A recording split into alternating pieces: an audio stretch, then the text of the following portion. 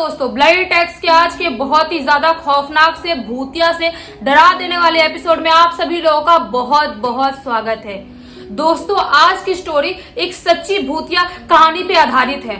आप लोग ये स्टोरी सुनोगे ना तो आप लोग कहीं नई जगह पे शिफ्ट कर रहे हो या कहीं नई जगह पे रहने जा रहे हो तो उसके बारे में और वहां पे जाने के बारे में आप 200 बार सोचोगे और वहां पे रहने के बारे में 500 बार सोचोगे ये स्टोरी सुनने के बाद। ये स्टोरी मुझे प्राप्ति सौगागर नाम की लड़की ने भेजी है। आप लोग इस वीडियो को लास्ट तक जरूर देखना, क्योंकि इस वीडियो को देखने के बाद आप लोगों को समझ में आ जाएगा कि एक आत्मा क्या क्या कर सकती है। तो चलिए इस वीडियो की शुरुआत करते हैं। ये स्टोरी अमित और निकिता नाम के दो कपल के साथ बीती थी। उनके घर पे उनके दो बच्चे थे, एक लड़का और एक लड़की, और अमित की एक माँ भी थी। जब अमित का ट्रांसफर एक अलग जगह पे हो गया, एक्चुअली अमित एक गांव में रहता था और उसका ट्रांसफर एक शहर में हो गया, तो उसने सोचा कि अभी गांव से शहर तक ट्रेवल करना बिल्कुल मुश्किल हो जाएगा और इतनी दूर तक ट्रेवल नहीं कर सकते। तो उसने सोचा कि एक बार मैं जाता हूँ निकिता के साथ और वहां पे कोई घर वर देखता हूँ और घर एक बार हम शिफ्ट कर लेंगे, उसके बाद बच्चों को और माँ को लेके यहीं पे आ जाएंगे। अमित और निकिता ने ठीक वैसा ही किया। दोनों एक महाराष्ट्र के ही एक बड़े से शहर में आ गए शिफ्ट होने के लिए और वहां पे उन लोगों ने बहुत सारा घर देखा, लेकिन उनको कोई घर पसंद नहीं आ रहा था। जो पसंद आ रहा था वो बहुत ही ज्यादा कॉस्टली था।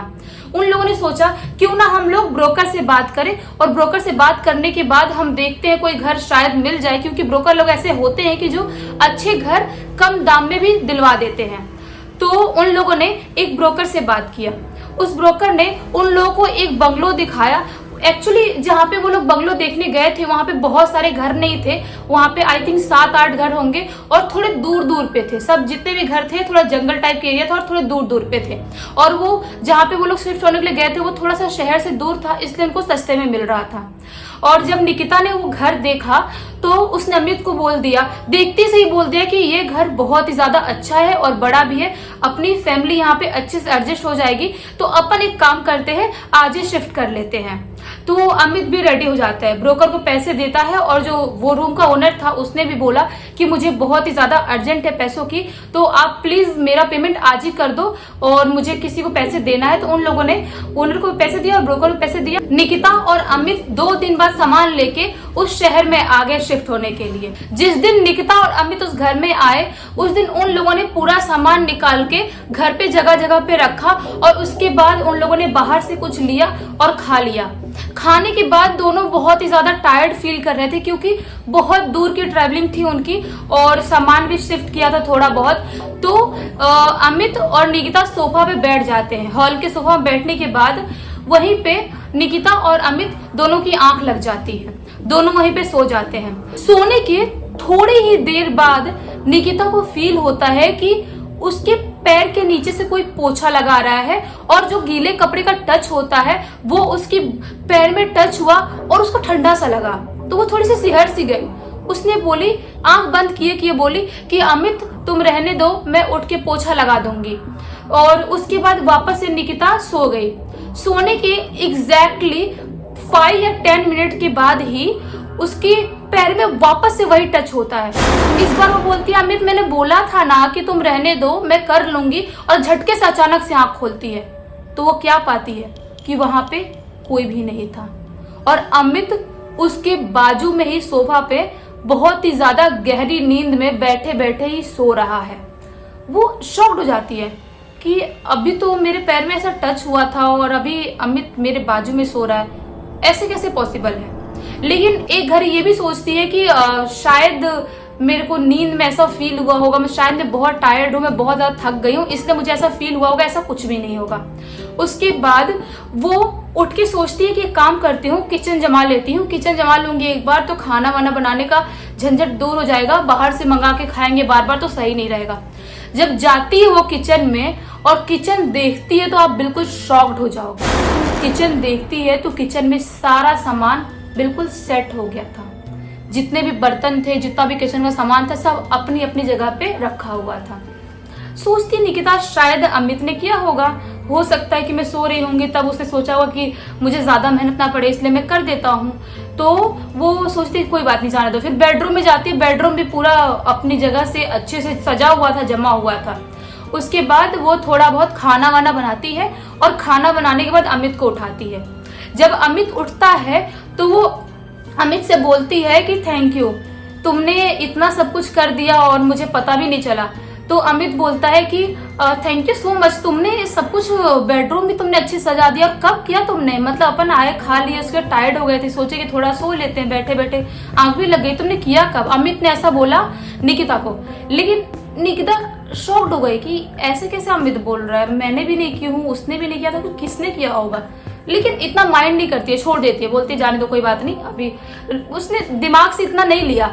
उसके बाद निकिता सोचती है कि एक बार शिफ्ट हो जाते हैं, अच्छे सेटल हो जाते हैं और बच्चों को स्कूल देख लेते हैं, उसके बाद बच्चों को और माँ जी को दोनों को साथ में यहाँ पे लाएंगे और फिर फाइनली शिफ्ट हो जाएंगे। उनको रहते हुए आज दूसरा दिन हो गया था। निकिता और अमित सोचते हैं कि अपने दोस्तों को बुलाते हैं एक दिन और अपन पार्टी करते हैं, क्योंकि उनके घर पे भी कुछ ऐसा रहता है, शिफ्ट होते हैं तो उनके दोस्त लोग भी उनको अपने घर पे बुलाते हैं और पार्टी करते हैं। तो ऐसा ही किया उन लोगों ने, अपने दोस्तों को अपने घर पे बुलाया। उनको रहते हुए यहाँ पे 3 दिन हो गया था और उन लोगों ने पार्टी किया। पार्टी करते करते बहुत ही ज्यादा टाइम हो गया, रात के 11 बज गए। तो उनके दोस्तों ने सोचा और निकिता की ननद ने सोचा कि एक काम करते हैं, अपन थोड़ा सा बाहर से वॉक करके आते हैं, बहुत ज्यादा खा पी लिए हैं तो थोड़ा अच्छा लगेगा। तो लेकिन निकिता ने बोली कि अभी तो किचन में बहुत काम है, किचन भी बहुत बिखरा हुआ है, बहुत गंदा है, तो मुझे साफ सफाई करनी है। तो अमित बोलता है नहीं यार छोड़ो, सुबह कर लेना, कोई बात नहीं, चलते हैं वॉक करके आते हैं। तो निकिता भी मान जाती है और वॉक करने के लिए वो लोग निकल जाते हैं। जब वो लोग वॉक करके घर पे आते हैं तो निकिता की ननद बोलती है कि मुझे प्यास लगी है भाभी, पानी देना 1 गिलास। तो निकिता जैसे ही किचन में जाती है देख के शॉक्ड हो जाती है, क्योंकि पूरा किचन क्लीन हो चुका था और पूरे बर्तन धो के अपनी जगह पे सेट हो चुके थे और जो किचन में जो फर्श था वहां से फिनाइल की स्मेल आ रही थी। वो उसे बिल्कुल समझ में नहीं आता कि ये कैसे हो गया, मतलब मैंने भी नहीं किया और यहाँ पे कोई है भी नहीं करने वाला, आखिर हमारे साथ ये सब हो क्या रहा है। लेकिन वो इग्नोर करती, सोचती है मेहमान है घर पे, एक बार वो लोग चले जाए फिर मैं अमित से बात करती हूँ। तो निकिता वो सब इग्नोर करती है और वहां से चली जाती है। जब निकिता रात के 2 बजे किचन में आती है तो वो क्या देखती है कि किचन में एक बूढ़ी औरत नवारी साड़ी पहन के घर में पोछा लगा रही है। मतलब वो साड़ी होती है ना जो महाराष्ट्रीयन साड़ी होती है, पुराने जमाने की अलग टाइप की साड़ी होती थी, वो साड़ी पहन के वहां पोछा लगा रही है और सारी चीजें एक जगह पे रख रही है। जब वो देखती है उसको पीछे से बहुत ज्यादा शॉक्ड हो जाती है, सोचती है ये कौन है, हमारे घर पे तो हमने किसी बाई को रखा नहीं है, तो आखिर ये है कौन और यहाँ पे क्या कर रही है। तो वो जोर से अमित का नाम पुकारती है और उसकी आंखें खुल जाती है।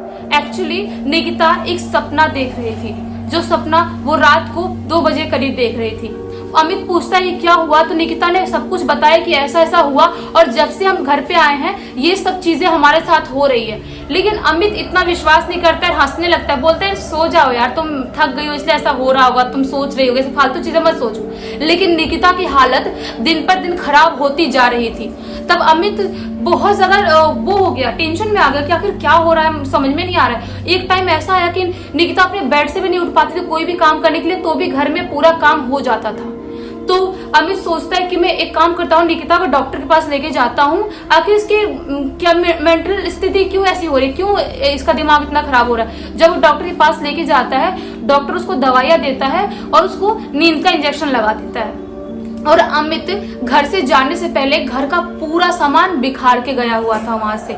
लेकिन जब आता है घर पे तो आप विश्वास नहीं मानोगे कि क्या देखता है। वो देखता है कि पूरे घर का जितना भी सामान था अपनी जगह पे अच्छे से रखा हुआ है। वो बिल्कुल शॉक हो जाता है, वो सोचता है कि निकिता भी तो यही बात बोल रही थी, मैं विश्वास नहीं कर रहा था और ये क्या है। लेकिन फिर वो सोचता है कि हम एक काम करते हैं कि सुबह सुबह ये घर खाली कर देंगे, कैसे भी ये रात निकाल लेता हूं मैं, और इस रात को सो जाते हैं। जब वो सोने के लिए जाता है, एग्जैक्टली रात के 2 बजे उसकी आंख खुलती है और उसको वॉशरूम आई रहती है।